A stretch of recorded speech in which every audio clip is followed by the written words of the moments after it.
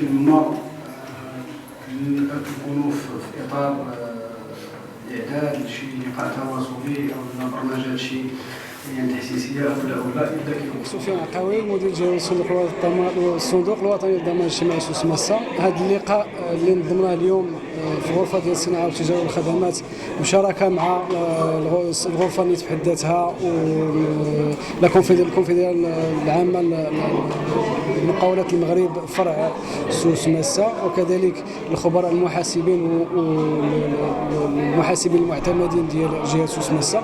جاء في اطار واحد العدد ديال اللقاءات او لا سلسله ديال اللقاءات اللي نظمها الصندوق الوطني للضمان الاجتماعي فيما يخص الموضوع ديال الساعه اللي هو الاعفاء من دعائر التاخير وصوائر التحصيل والغرامات كذلك.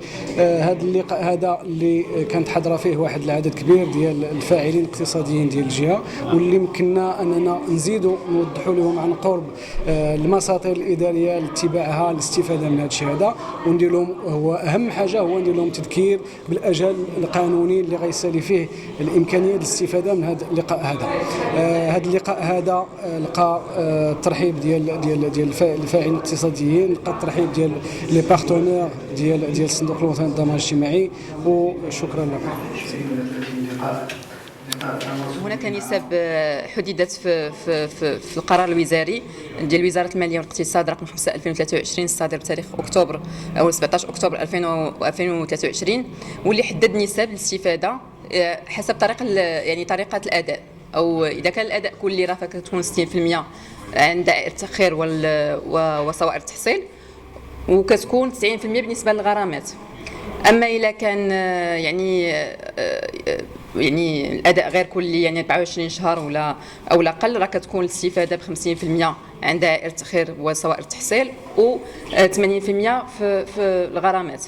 وعاوتاني اودولا او لا فوق ما فوق 24 شهر تكون نسبه 40% بالنسبه لدائره التاخير وهذا وصوائر التحصيل، وكتكون نسبه ديال 70% بالنسبه للغرامات.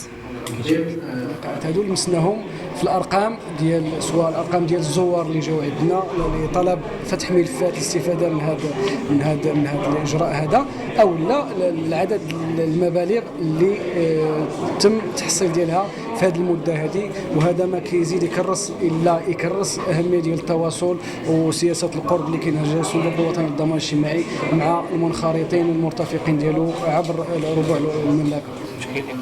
الجهويه للصندوق الوطني للضمان الاجتماعي جهه سوس مسا. اليوم طرقنا الموضوع الايفاء الجزئي من دائره التاخير والغرامات وصوائر التحصيل. هذا الموضوع تيهم جميع المقاولات المدينه الصندوق الوطني للضمان الاجتماعي بدون استثناء. فتكلمنا على الشروط ديال الاستفاده، واللي هي خاص يعني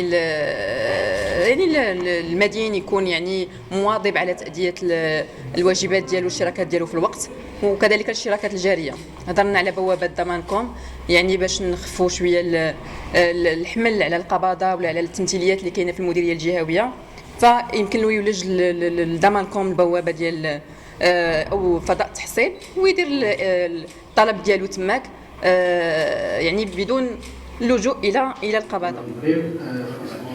الصناعه والتجاره والخدمات